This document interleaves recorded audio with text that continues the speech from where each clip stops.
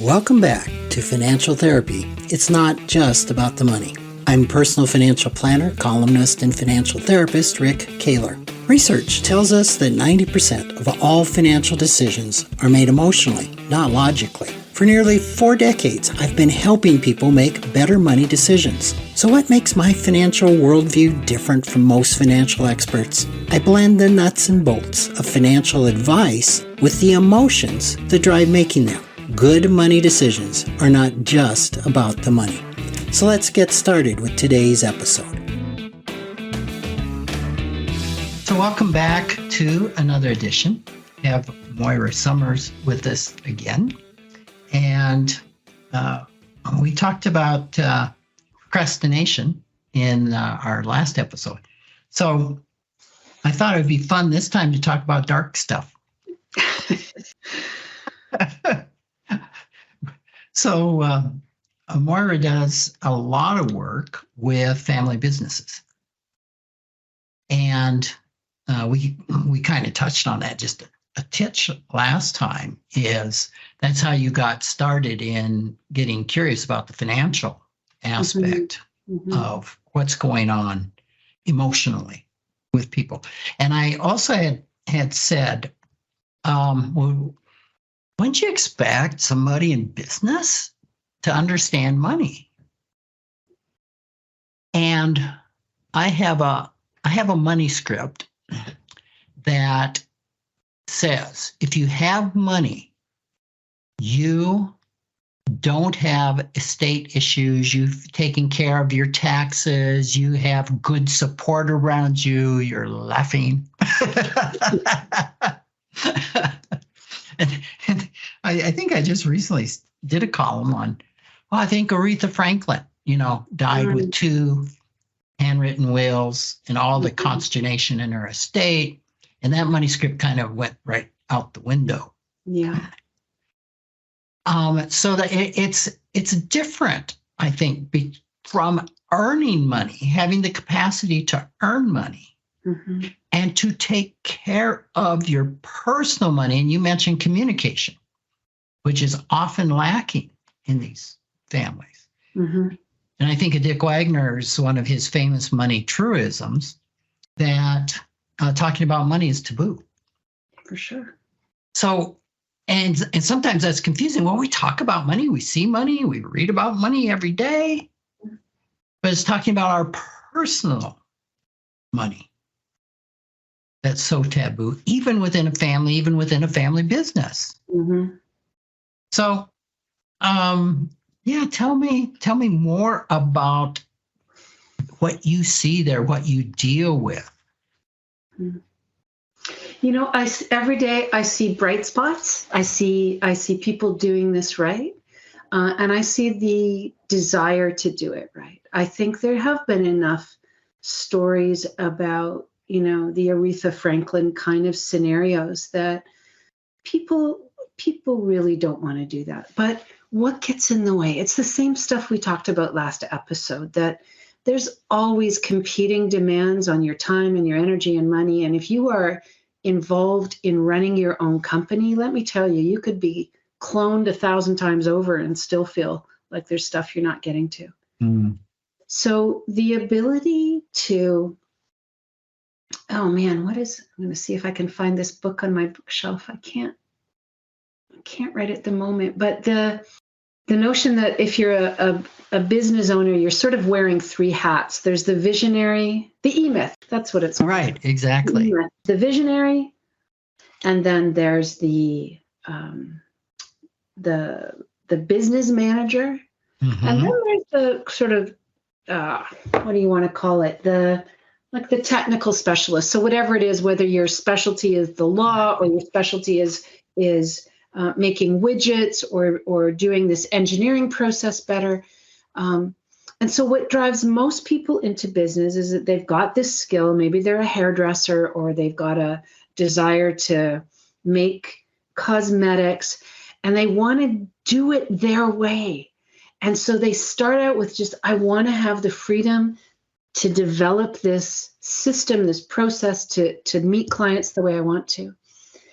And for many of them who become very wealthy through that process, the wealth was almost a byproduct. Yeah, exactly. And certainly the great wealth came as a surprise for many, many of the people that I work with. And sometimes it's a surprise just because it came so early. Sometimes it's a surprise because it just kind of grew like Topsy, like it just turned around and, oh my gosh, we got this amazing contract, or we hooked up with this partner and things turned out much better. And so sometimes, Rick, it's a matter of nothing has prepared you for dealing with it. You know, I sometimes it's like telling somebody you like hamburger and you look out on your lawn one day and there's a herd of cattle out there. It's like, oh, I know I like beef, but I don't know what to do with cow. And so the challenge as a business owner is being able to sort of move from this finger on the pulse of every nickel that's coming in and out of the business to learning how to trust advisors who can tell you about how to safeguard yourself tax-wise, jurisdictionally, what are the implications of going into this new country, estate-wise, wealth transfer-wise. And so there's this whole other set of skills that you have to layer on when you're a business owner that most people never have to learn about. You just, as long as you file your personal income tax on time, if you're an employee, you're good. And then you've got to do that other stuff like make sure that you spend less than you earn and put some aside for retirement, figure out where you want to go.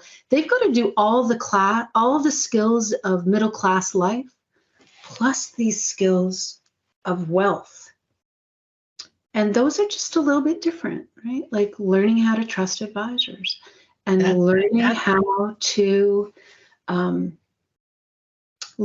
to talk about the meaning of the money and what it is, because money is a life-shaping circumstance for all of us.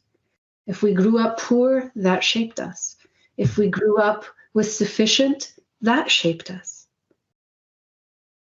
Sometimes quite literally, right? Like how your teeth look today may be a function of the money that was in your family when you were a youngster. And if there's a lot of wealth, there's just a lot more to take care of.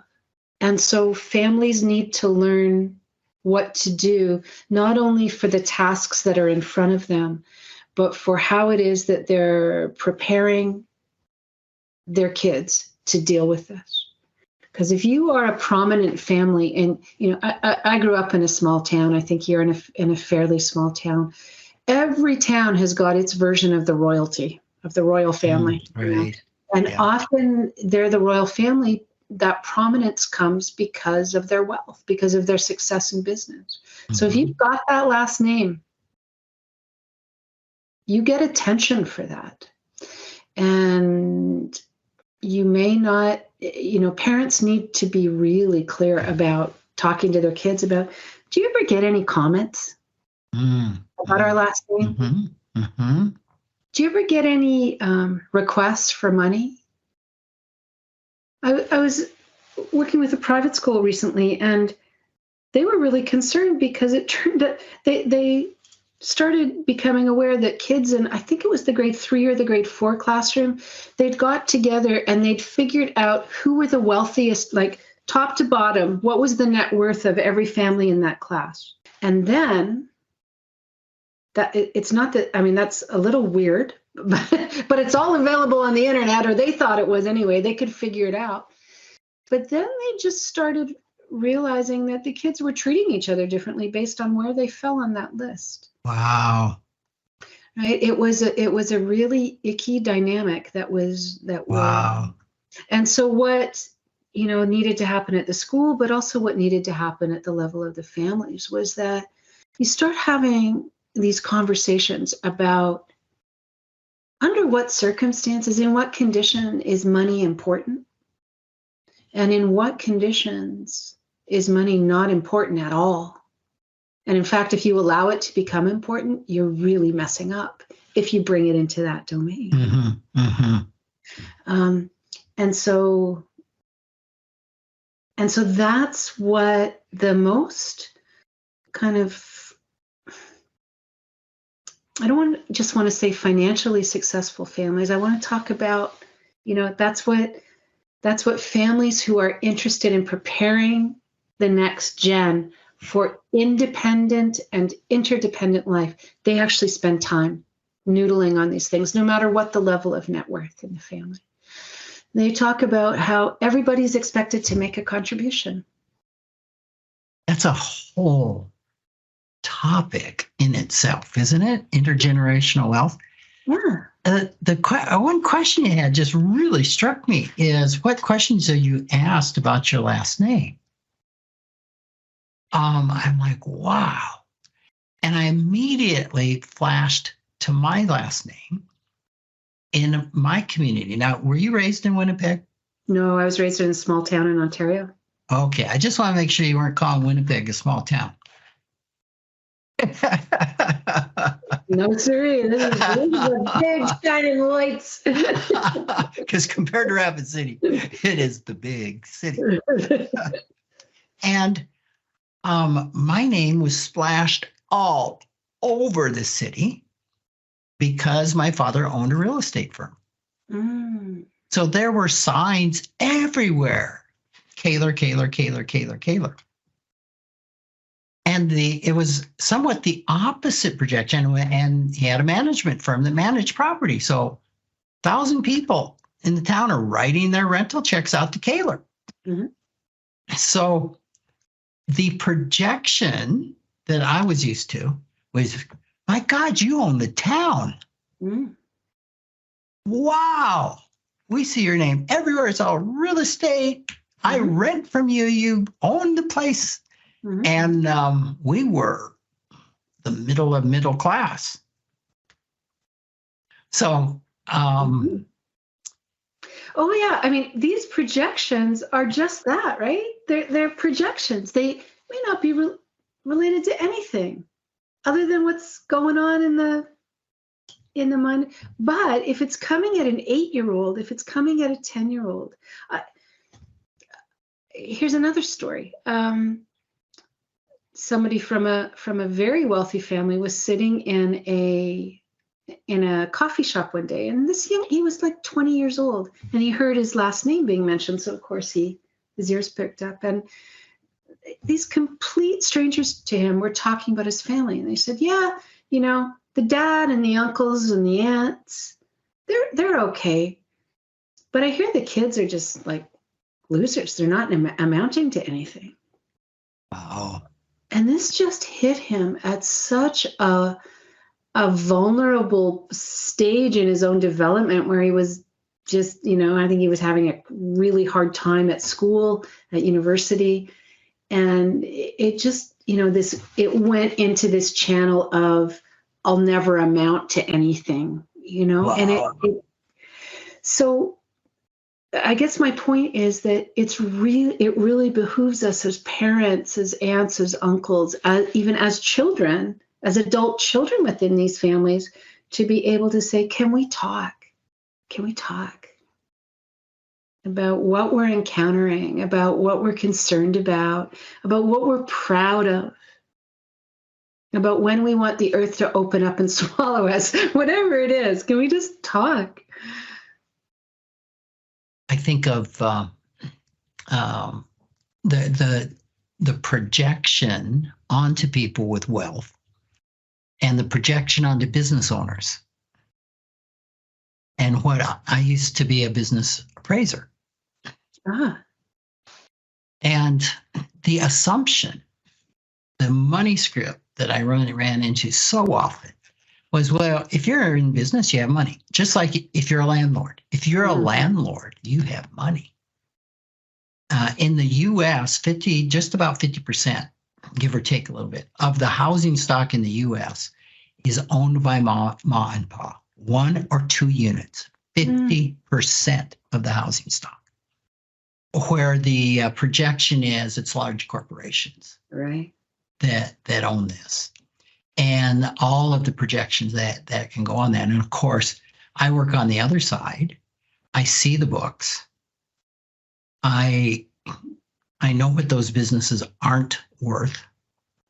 It is so often that a small business owner could make more working for someone else. Mm. And the same with the mom and pop rentals. They have mortgages. And Sure. most of them are not paid off, etc. Mm-hmm. I remember when I was part of something we called ourselves the Pioneers, and it was 8 or 10 of us around 2000 that started playing around with this idea of emotions and money in the George Kinder era. And we had a day where we took 8 hours. At that time, there was 8 of us. And we gave everybody 1 hour to tell everybody how much they made a year and what they were worth. Now, that's personal, Mm-hmm. right? That's the money we don't talk about. Mm-hmm. And I just remember how emotionally charged that day was. And we were all very courageous. Like, if we're going to play in this sandbox, maybe we need to face this stuff within ourselves. Mm-hmm. And so what did you notice was coming out in that disclosure? Oh my God, there was fear, panic, shame, lots of shame, right? The thought of, I earn less than anybody in this room. I'm worth less than anybody in this room. Yeah. Projections that, this particular person, is making a lot more. And I think we had some facilitation going on with this, if I remember right. Probably a good idea. And it was financially undressing, right? Yeah. One of the major fears why people don't hire a financial planner is sharing all this, because this is the most shameful stuff there is to share. Mm-hmm. I remember when we started the on-site workshops when I was working with Ted Klontz, and one of the very first ones, we're walking back from the group room, and he said, Rick, there's more shame in that room than any program, any workshop I've ever done. I said, but Ted, you're a level 3 sexual addiction counselor. You mean except for those programs, right? And in his famous style, there's more shame in that room than any workshop I've ever done. So to really experience that, and at the end of the day, it was so hilarious that all of us earned just about the same, and all of us were worth just about the same. So that was pretty powerful to experience that, and to just the projections that I make. So I just say that with business owners, that there are, I don't know what % of business owners are really have hit it, who are really successful. Most of them are not. Well, I'm so sensitive to the language now, right? About things like you should get paid what you're worth. Like that drives me crazy. You should get paid market value. Maybe that's a better language, right? Yeah, what you are worth. Yeah, exactly. You are priceless, but how about your skill set? Yes. Right? Or is it true that the business isn't successful if it's not making a lot of money? Is that true? Right? But the point is that we need to be able to surface these assumptions and say, what counts as success for you? What are you going for? If what you're going for is that there's nobody that you have to call boss man, and you're successful, right? Yeah, exactly. If what you're concerned about is that you're worth less than Elon Musk, then watch your comparison group, because probably that means you'll never be successful. It's So I think in families we've got this wonderful opportunity to be having these rich values-based discussions. Another Dick Wagnerism is that money is not values neutral. It is values rich. It is values rich. And so to be talking with your kids about, this choice of post-secondary studies that you want to take. Tell me what have you looked into what kind of earning it will give you? Mm-hmm. Does that matter to you? How will you make it work? And what if you become surprisingly successful financially in this line of work? What would that mean for you? And how would that change your life? Or in what ways do you want to keep it the same? I did a seminar with some business owners in Jordan this morning, and they were talking about how hard it is in their culture to talk to the older generation who need to be starting the business transition and the wealth transition. Mm-hmm. But it's just, culturally, that's not done. Well, it's kind of like saying culturally we don't believe in gravity. It's kind of like, right. Gravity's still going to have its way with you. So we might not want to talk about gravity, but boy, how do we start to have these conversations that are still respectful and appropriate, but that recognize the single biggest predictor to the success of business transfer is preparation of the heirs. Period. Right? It just doesn't. It's huge. Yeah, I mean, that's something I'm grappling with myself, is succession planning. Mm-hmm. And what if another person asks me, what is it you want, Rick? I mean, if I have $100 for every time, but what do you want? And starting.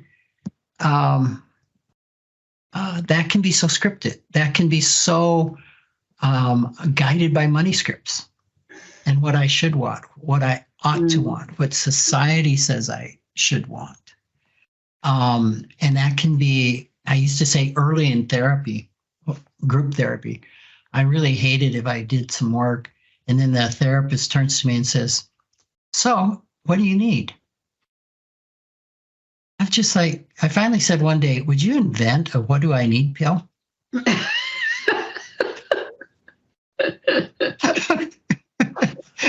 It's just a whiteout, right? Needs, what are those?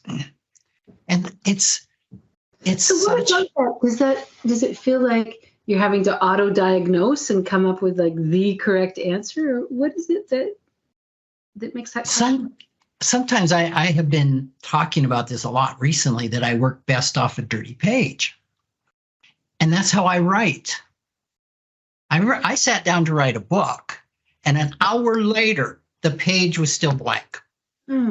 Like, where do I start? Now, at that time, I was writing 1,200 words a week for a column. I know what it is to write 1,200 words, but we're talking about 90,000. This is overwhelming. And it meant something different to me. And it's the same thing with succession planning. In fact, I'm in the middle of hiring a consultant for that. And I got very clear what I need. Tell me what other kids do. Have you heard of Love and Logic? Uh-huh. Of course you have. And it's like, well, don't tell your kid what to do. Give them two choices that you love, right? And, here's what some other kids have done. So I've kind of did the same thing. Well, tell me what some other kids have done on succession planning. It's like, to a degree, I don't know what I don't know. For sure. And when I see options, I can go, that is the stupidest thing I have ever heard. No way would I want to do that. But that opens a door to considering this might make sense, or this might make sense. And so just personally, I got really clear that I need to hear some options. I need a dirty page to go, that's an option. One of my partners came up with an option. I'm like, I didn't know. He says, why don't we do this the way law firms do? And you'll just become emeritus, and you can get dividends from the company, and you can go play solitaire 20 hours a week. I said, you know what? I like everything about that except the solitaire. There's no way am I going to play solitaire. So, I hear the difficulty, especially when there's a taboo in a society about talking about this. And I wonder to what degree that same taboo operates in families in Canada and in the United States. Yeah. I think it's there hugely. But just like you're bringing in a consultant to help with this, there are ways that families can get help with these discussions. There are business groups of colleagues. There are consultants who help with these discussions, and there are financial planners who can even just get things going. I often find it really helpful to ask the question in a couple of different ways, both promotion focused and prevention focused.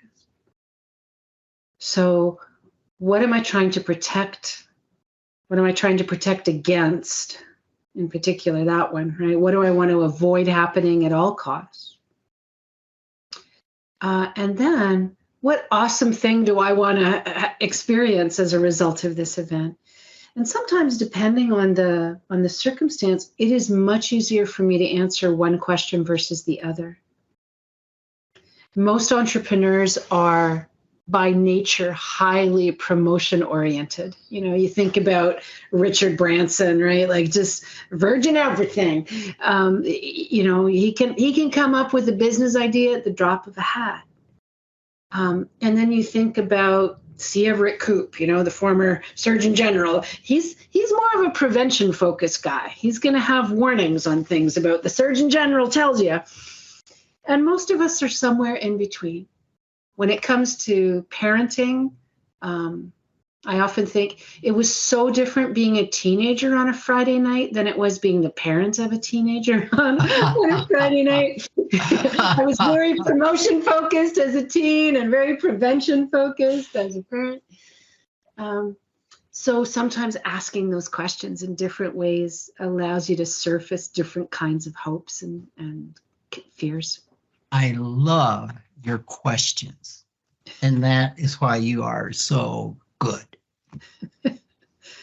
Moira, we're going to have to leave it there. I didn't even get into, I really like, how do you learn to trust advisors? Because I see that is a big thing with people with money that can actually destroy them when they select the wrong one, but we can't. It's interesting you should say that. That just feels like a little gift from God, because I think my next book is going to be about predators in the financial domain. Oh, nice. Sign me up on the pre-copy list. Moira, thank you so much for being with us, and tell us again where folks can find you. They can, the advisors on the call, the financial professionals on the call might be interested in my book, which is called Advice That Sticks. And my website is moneymindandmeaning.com. Thank you so much for your time and all of your wisdom. It's just been delightful. It was so nice to spend time with you. Take care. Take care. Thanks for joining me, Rick Kahler, for another episode of Financial Therapy. It's not just about the money. This is where I combine the nuts and bolts of financial advice with the emotions that drive making them. Remember, every financial behavior, whether it appears illogical to you or others, makes perfect sense when we understand the underlying beliefs, feelings, and thoughts. Sign up for my weekly blog at financialawakenings.com. I hope you'll join me again for our next episode.